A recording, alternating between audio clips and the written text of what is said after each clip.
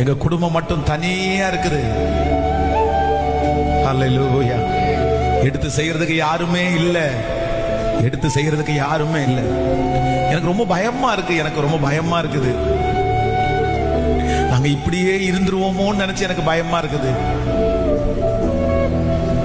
இதுல எல்லாரும் சேர்ந்து எனக்கு என்கிட்ட யாருமே இல்லாததை நினைச்சு என்னை இந்த பிரச்சனையில சிக்க வச்சிருப்பாங்களோன்னு எனக்கு ரொம்ப பயமா இருக்குது. எனக்கு பயமா இருக்குது. ஆனா ஆண்டவர் மட்டும் உங்க பக்கத்துல வந்து சொல்றாரு, பராக்கிரமசாலியே, கர்த்தர் உன்னோடு கூட. பராக்கிரமசாலியே, பராக்கிரமசாலியே, கர்த்தர் உங்களை பார்த்துதான் சொல்றாரு. கர்த்தர் உங்களோடு கூட இருக்கிறார். கர்த்தர் உங்களோட கூட இருக்கிறார்.